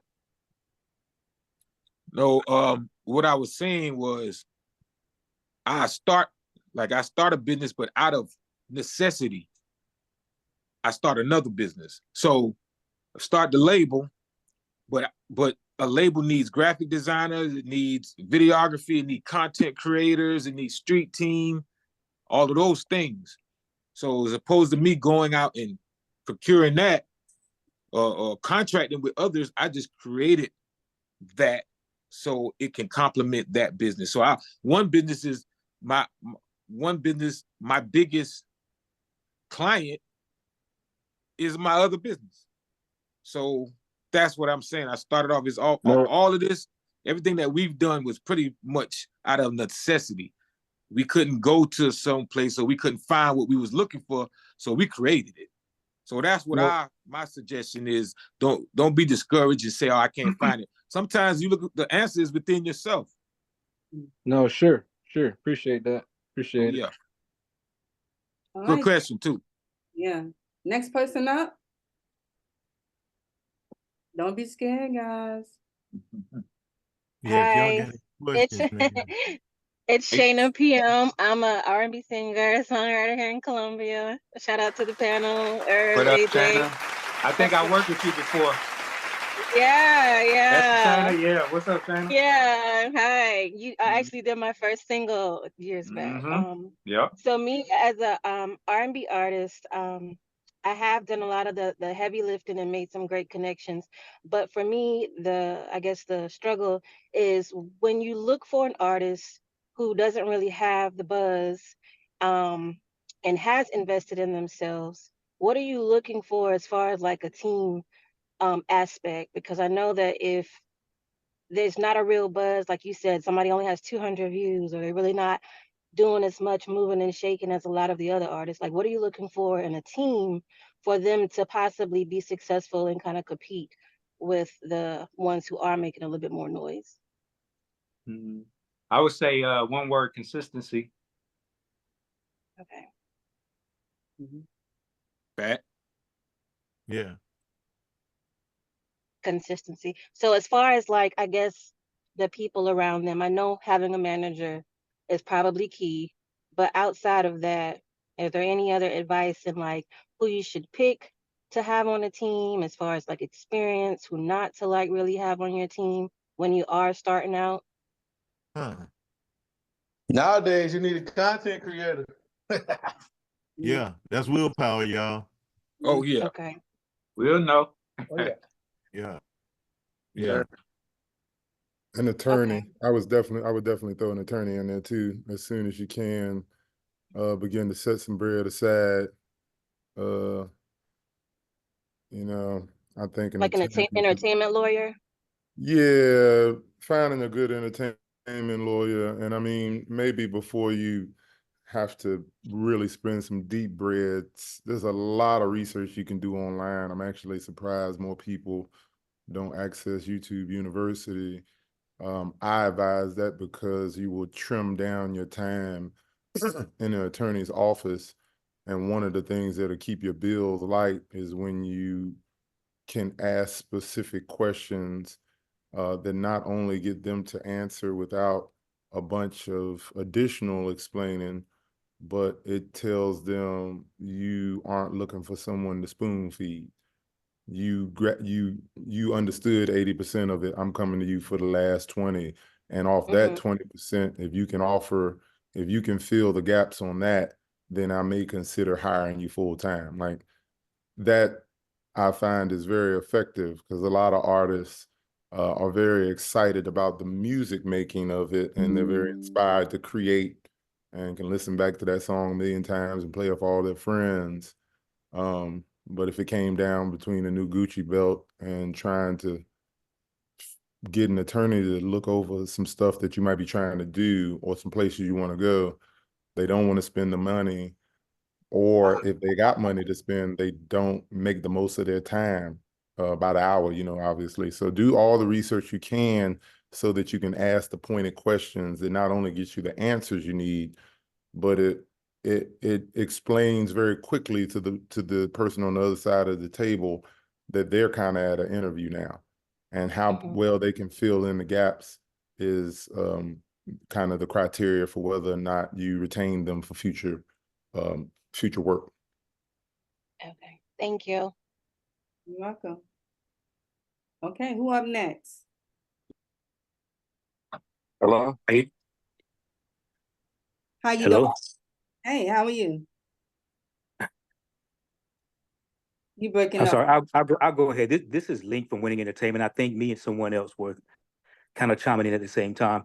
But first of all, shout out to the panel. Appreciate you guys. This is a lot of great information that you're putting out, definitely. And Ms. Jones, appreciate you setting this all up. So my question is there a good platform that you guys can recommend for sync licensing? Uh-oh. Willpower. That's a good one. Willpower. You there, Will? Yeah, I'm here. Sync Um, licensing. I wouldn't say that there's any like good platforms that I know of. However, there are apps that will help you get organized to do sync licensing. Like I use an app called Disco, and I use it to do all of my pitches and my submissions. And you could get a main page and you can customize it to make it fit you as a writer or producer or artist. And what it does is it just kind of helps you keep track of where you send stuff. It helps you meet all of the pitch decks. Like if somebody sends you a pitch and they've got like certain specifics that you want, it just helps you get organized in that way. Like I've got thousands of songs in my Disco now just from over the years. So for instance, if an A&R at a label is looking for something for Summer Walker, and I've got a batch of beats for Summer Walker or a batch of records, I would take that, put it in my Disco, label it. It gives you information as to like the style beats, like, is it like dreamy? Is it like, anthemic? All the different things you can tag your beats in a way or tag your records in a way to where you can keep up with what you have. So if a movie director or somebody or a music supervisor is looking for a certain thing, this particular program can help you stay organized and keep it all underway. But I think the strongest thing that I like about it is it tells me all of the data I need on whether or not people are like listening to my stuff, who received it. You could get to a point to where like exactly who's getting it, what time they opened it, did they send it to somebody else? That app is called Disco, like disco music. But Will, is it the Disco Music Management or the Disco Community? I think it's Disco Music Management. So okay, I'm downloading it right now. Yeah, it's really dope. And like I said, and I'll tell you another way that I use it. It's not just for sync. That's a great question, but I also use it just as a active producer. Like let's say I do a project with somebody and I've got like, I'm doing the work on spec at first. So like I produce a project on them. We haven't taken it to the label. There's no money involved quite yet, but I also want them to be able to have the music, but not have the music. You know what I mean? So I give them the link. The only way they can listen to this music is through this link. And I also get like I end up with the heads up on what they're doing. So I could tell about how many times a song was played, which song their team likes the most. So it's disco.ac is what Tessa was I just think telling me. Mimi put it in the chat. Yeah, so disco.ac. But so it just kind of helps me when I'm negotiating. So like, hey, we did 5 records. I don't need you to tell me which one y'all like the most because I'm already looking at the stats on the back end of the program. So I'm like, oh, y'all played this 400 times. That's the record I need to make sure that I'm prepared to negotiate on right now. So but to answer the question, yes, that is the program that I use to like do my sync, like do my sync work. I don't have a particular, music supervisors. There's no like site that you can go to that I know of where you can just like link up with supervisors. You just gotta get your hustle on in that way. But that particular program will help you. It's become like the standard with sync people. So they look at it, they already know how to use it. It's really dope. Okay, and if I can, that's actually what I was asking for when you said basically syncing up with some other companies, because I do see those companies out there and Yeah. there are scams out there, and that's why I asked if there are some good platforms that are legitimate, that are reputable. So, I but you think, did answer the question. yeah, I also think that like one thing that's overlooked greatly by people is just like look up the credits in movies tell you who you need to know.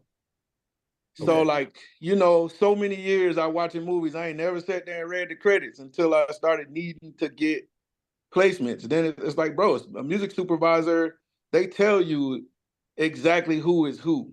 I'll never forget, I was watching that Euphoria show when it was hot on HBO, man. And the music on that show was just incredible to me. And I ended up meeting this lady named Jen, who was like the music supervisor for it. She turned out to be like one of the coolest people in the world. And these people are Googleable and findable because they're not celebrities. They're not A&Rs that's hiding behind like some corporation. These people they got day jobs and they are hired to find good music for whatever project they're working on. So like, never be afraid to look up, and that's where you find the music supervisors. Whoever your favorite show is, that music supervisor's name is in the credits of the show. That's dope, Will. Yeah, that was dope.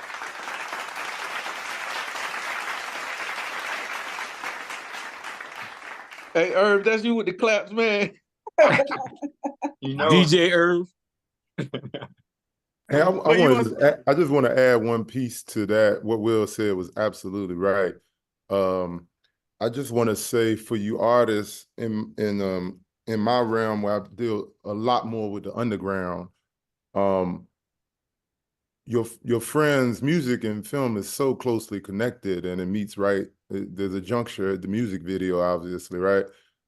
If you have friends that are pursuing film, in my case, I had a friend that was pursuing film simultaneously to me pursuing music, and we both did music, but his passion was in film, and I worked very hard to understand how I could be a part of getting my music into film, and sometimes a non-traditional way. Very similar to what Will said about just do the research on the person you want is the music supervisor. I would say even scale that down to some smaller shows and films, people that have smaller budgets, because they have a hard time finding somebody that can do something for a couple $1,000s, and that couple $1,000s might be just what you need, So I like to go to places where independent filmmakers are at. So when you find out, especially documentary, it's the quietest, best money I've ever made, and I continue to do it. When I see that there are any independent films, especially doc people that are shooting documentaries, they definitely have some money for music. They definitely don't have a lot. It's like a nonprofit. They got enough money to do the job, They don't have enough money to go buy a Benz, but they definitely are willing to spend. They need to spend it. They want the best they can get for their money. And if you don't have if you haven't begun to build your repertoire in placements yet, I think positioning yourself around some independent filmmakers that have some small budgets to shoot a film, $50,000, $60,000, $100,000. It sounds like a lot of money, but when you talk film, it's really a little bit of money. But you know that if they could get a steady stream of score work, especially for you producers, it's the fastest money out. It's just it really is. Doing background music that's sometimes very vanilla, and I'm speaking directly to my music producers now, and I'm sure Will can attest. You might have the funkiest beat in the world. They ain't what they need. I just did the music for CAE Airport, for instance. It was several passes over and over. I kept producing things that I thought were going to be funky and fresh and new and go along with the director's vision, who was my friend who was in film. And it kept going to be simpler and simpler and simpler. So if you go to look at the Columbia Airport a commercial that they have going where they're kind of dissing driving up to Charlotte, that music was created by me, but it didn't start there. It was very vanilla by the time it was all over. But the paycheck for it you can't even really be mad, and it funds the other things that you want to do. So being flexible, not just to have your hit record in a movie or a film or a commercial, but if you're a creative that can make music that works, start looking at these UPS commercials, start looking at these FedEx commercials and the type of sound design that they do, especially for you producers. You may be able to get to some money faster while you're building your repertoire. And the truth is, I did go to UPS. They kept making my brain hurt because I knew I was delivering good stuff, wasn't what they needed. I went and looked at a few UPS commercials. I said, oh, we going this simple. Gotcha.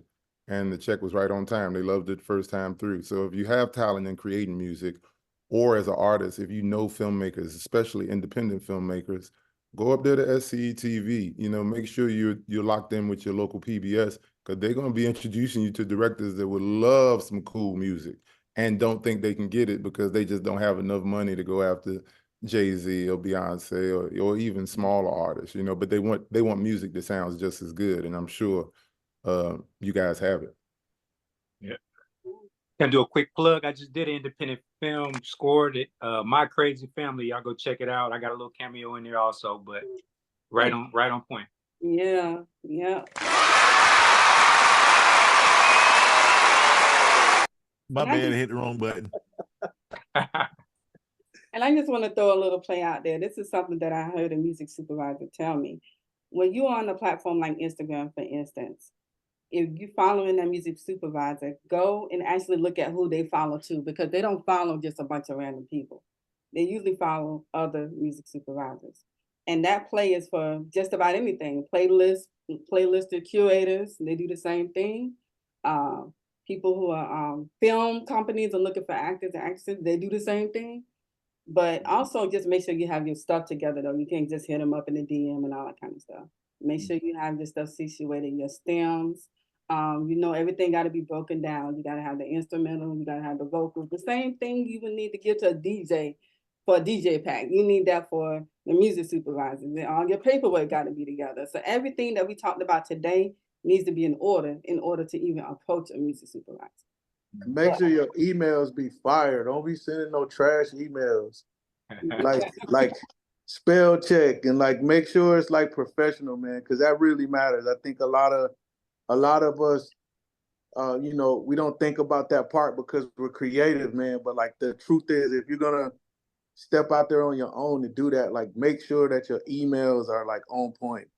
Because I done seen some people get trashed over that one. Yeah. People text me all the time. Yo, they lost me already. Yeah, that's it. Yeah. I ain't even answering that one. You're right, exactly. We got time checks. Smell, I know we Yep, I'm about to. And the last thing with that is your metadata, but that's a whole nother zone. That's a whole nother zone because again, that could stop the music supervisors from even doing anything with you if they can't find you. But to that point, Ms. Jones, what Will said with Disco, or even like I mentioned earlier with Sound Credit, that can help you get all your metadata together so you're not looking crazy when somebody finally says they like it. Because Willpower is exactly right. If they can't procure that record fast enough after they say they like it, they will move on to the next record. It's not even like it's not a personal decision. It's just they're ready to place a song, and if they like yours and you didn't have your stuff together, or didn't know who made the music, or don't have all the information you need, that'll be a quick red flag. So Disco also can help you just get your metadata together because it's going to force you to enter certain information in each category. Perfect. Okay, so y'all, it is 9 o'clock. Wait a minute. Let me just hold up. Y'all, in case y'all don't know who Willpower is, Willpower lived in South Carolina for a while. And one of our music pioneers from here. I know a lot of y'all might not know who he is, but he's family to all of us here and a hard-working mega producer.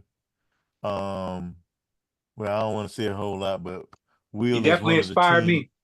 Yeah, sure. Will is that man has produced some of the greatest, from Wiz Khalifa to Eminem, Yellow Wolf.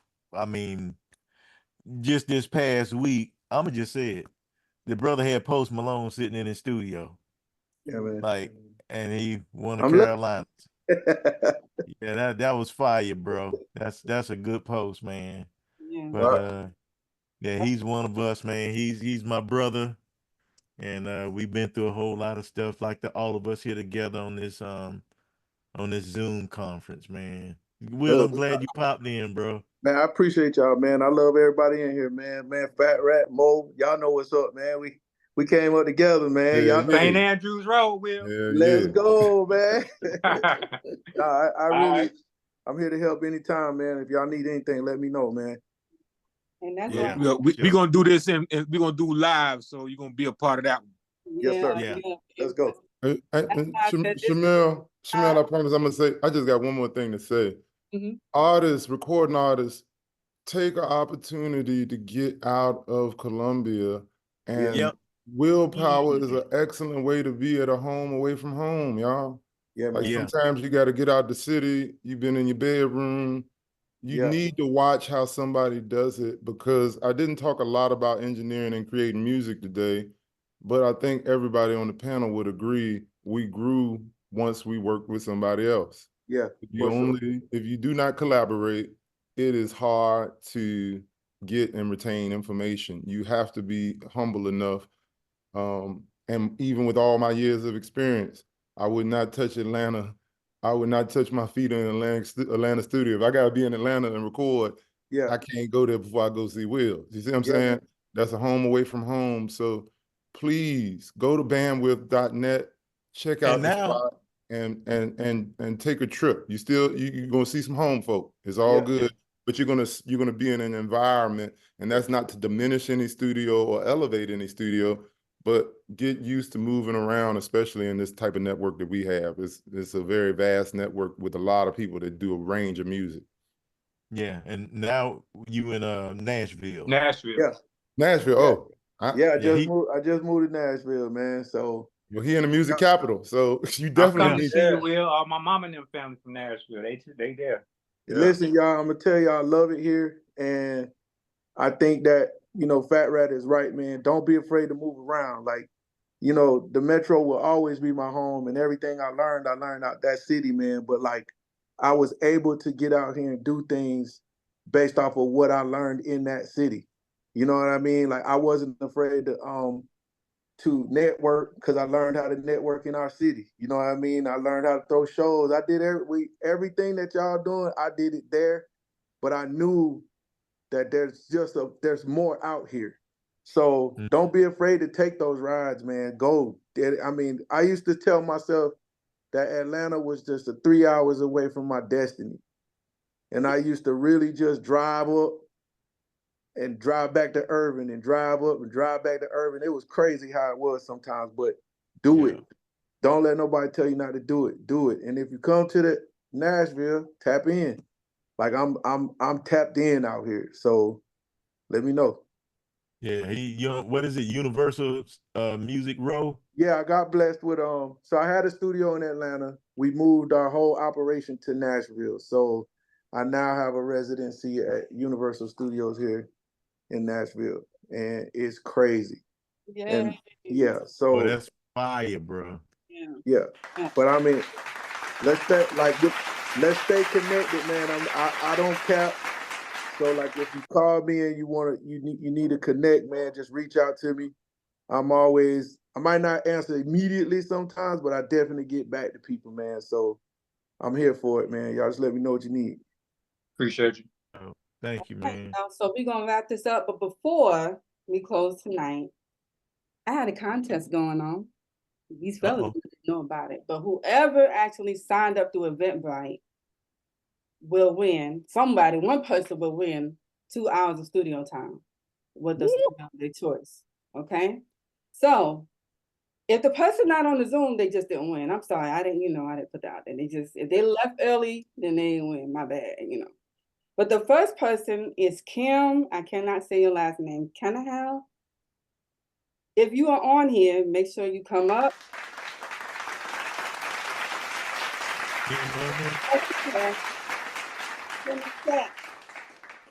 All right, so the next person is Mystique Washington. No. That sounds familiar. I don't see Mystique. And the third person is Vantisha Williams. If you're still in the room, come on up and accept your gift. And I believe I see Van Tisha Williams is hit the chat. Hey, how y'all doing? hey. How you doing? I'm doing good. It's Vantasia. Irv, you did my first R&B song for me. So hey y'all. Wait a minute. Charlotte, North Carolina? No, I'm from Columbia, but I Okay. stay in Atlanta now. Okay.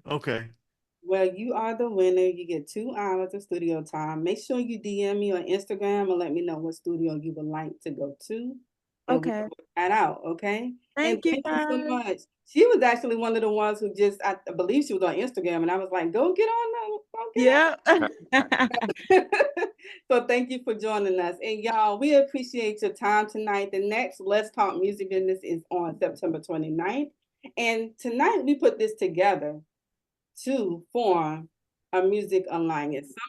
Some of the fellows on this panel, we will be working together to actually make sure we support other artists by supporting each other, number one, getting together, offering discounts to our studios, offering different events at our studios. We have other events coming up that are not yet announced. So this will be a community, and this is something that we sat down and we talked about quite often. I want to actually have Mo talk about it and AJ, because they were the first two to actually, come up with this idea. So whoever want to start. I'll start. Yeah, go ahead, Mo. Go ahead.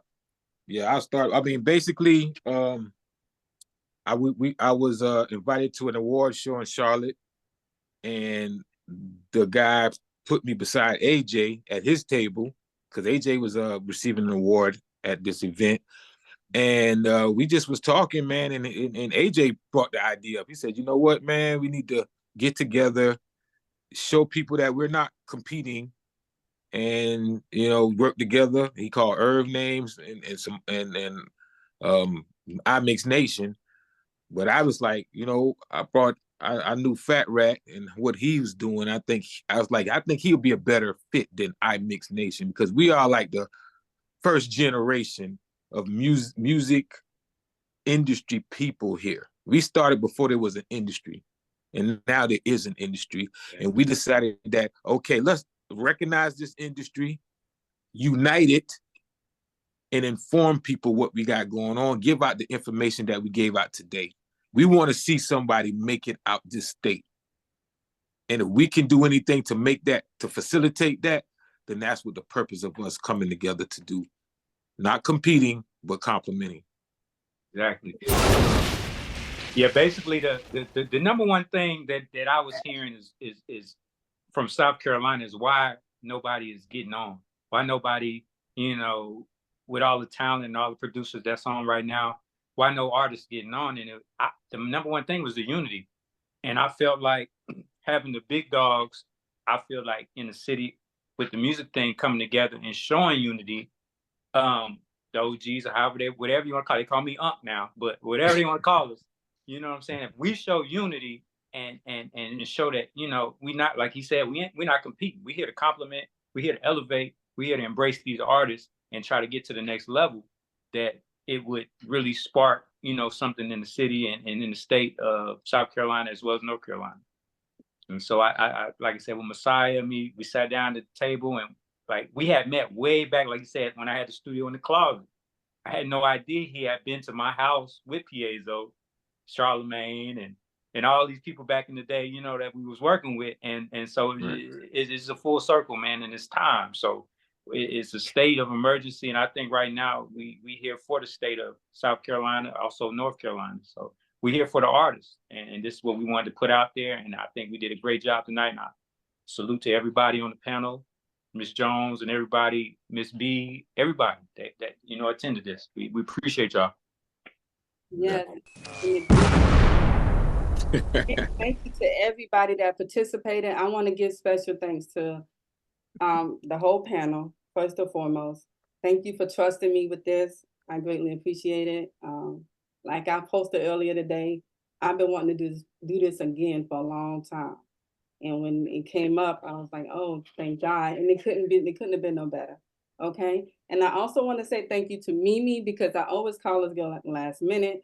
And she always Thank you, Mimi. I Thank appreciate you, you so Mimi. much. If I ain't never say it before, I'm saying it tonight in front of everybody. I You appreciate know what? I want to say something. Yeah. Everybody that's on here right now, if y'all doing music and need a master, I know my website might say one thing, but call me for some mastering. If you work with AJ, anybody else, I'm gonna give you one heck of a discount. Mhm. You're gonna be like, what the what? But yeah, if y'all go through them, even the winner, I got you, Miss Williams. Yeah. You still on there? Yeah, she's still on. Whoever you deal with your record, I'll do the master for you too. Okay, Yep, thank you there so you much. go. I There you go. appreciate you guys. Yeah, so Yeah. whoever you choosing for that, I'll knock out that master for you. Okay, thank you so much. You're very welcome. Real quick, if I could get everybody to turn on their if you don't mind, turn on your screen so I could take a picture real quick. Yeah, yeah.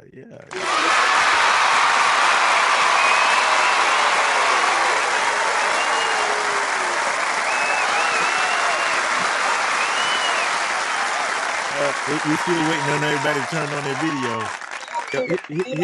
Hit your video buttons, y'all. Yeah, come on. It's okay. OGV. Hey, Miss Jones, Hey. how you doing? What Daryl Turner went? I want to know if I can say something real quick. Yeah, Hey, please. Come on. KD. Hey. What's going on, Eric? What's going on? KD. What's going on? I just want to say, for any artists that's in here, really take the time to listen to the things that these guys saying.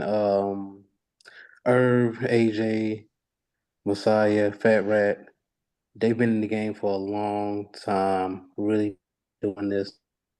Like, I really seen growth through the years, and they've taken things to a whole Will Power himself. I've only met him one time through Irv down at Irv's studio, but these are definitely good people that are really taking a lot out of their day to, really drop these gems on y'all. You feel me? So definitely take your time to soak it up and do something with it. Don't sit here and just, take a moment to be in the Zoom, but not use the information that you're getting. You feel me?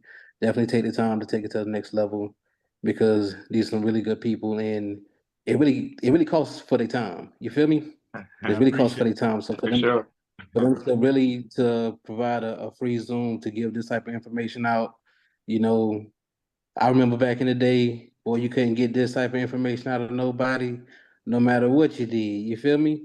So definitely, as artists, take your time to soak it up, do something with it, and take the things that you do to the next level. Yeah, man, appreciate it, KD. Hey, y'all, KD popping too. Don't let him fool you. Yes, The man sir. got his TV shows are jumping. Yeah. Anybody else have any closing remarks before I let everybody go?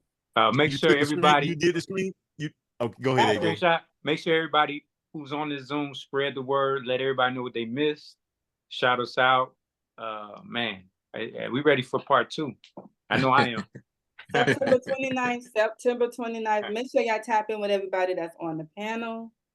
And make sure you tap in, of course, to me. Make sure you go to your artist consultant. We have plenty more to come, because we all have a desire to teach and educate and unite the Carolinas.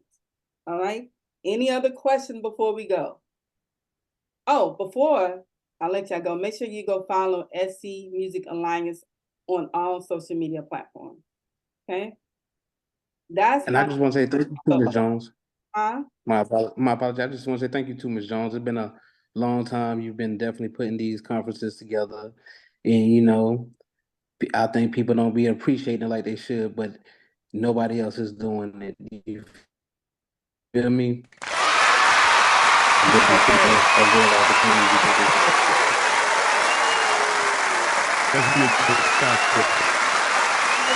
Stop it. No, I'm just kidding.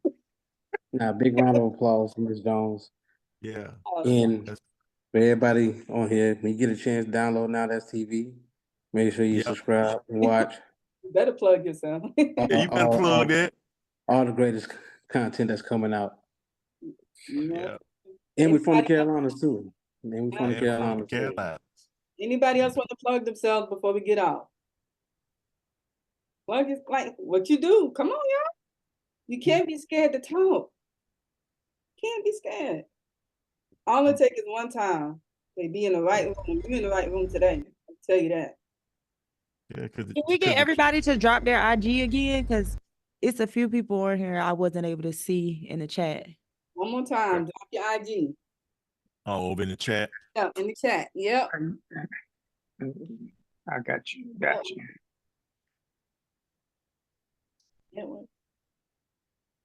Yep. Hey, wait a minute. Who's not watching? I think I see you. Thank you for the support all the time. Who not? Yep. Oh, Not in there. Yeah. Bang bang. No, not that. Not brought all the DJ equipment to the studio and you know how to DJ. You Not remember that. Oh, not that. Not that. No. Oh, I thought it was that not. Oh. So, Miss Jones. Huh? Oh. No, I thought it was that not. I'm like, wait a minute. Hey, y'all can hear me? Who said that? Can we hear you? OG Val. Oh yeah, we can hear you. Was that OGV? I don't know. This Dom, y'all can hear me? Oh Yeah, yeah. Dom. I can't see you, Dom. Where you at? You can't see me? Hey, one, I just want to I see you now. I see you. Okay. Hey, Ms. Jones, I want to appreciate the invite. Shout out to Mo. Shout out to Herb. Shout out to who else is under there? AJ. Shout out to AJ. But I wanted to tell all the artists, I know they were asking marketing questions. I do music marketing, Spotify playlisting, blog placements, rollout strategies, podcast interview placements, booking shows. If y'all need any of that, I do that. So just and I think this is really dope that all the stuff y'all was saying today. Oh, in fact, shout out to him. I've been to all y'all studios too. So I thought this was really dope. Miss Jones, when she held a focus group at Herb Studio. I've been to V12, shout out to Mo. Been to Audio Box. Yes, Flex. sir. Flex was our engineer, AJ. Flex, yeah. Yeah, shout out to Flex. That was me that was texting you yesterday. I was in Charlotte for the Post Experience Mixer. Oh, okay. Yeah. Flex under the weather, man. He getting right though. Okay. Yeah. In fact, I recorded a mixtape with you in like 2014 with my dog at the spot off of Rosewood. I can't think of the name. Boom Room. Yeah. That was a while ago. That was back when we was putting mixtapes on Reverb Nation. God, don't do that. Oh, wow. Yeah, y'all remember that? Yeah. Giving it away. Yeah. But appreciate y'all. We appreciate you. Thank you. Appreciate Anybody you else for want to sure. plug themselves before we go? I just want to pose a question to the audience. Would y'all like to see us live? In person? Yes, I say yes. Yes, I would come to that. Good. Yeah, I'd love to see more of that here in Columbia. I would. Good. Okay. Definitely set it up. Yep. Okay, good. And that's what tonight was. Tonight was the key. You know, are y'all ready for this? Are y'all ready to see us in person? That's what this was.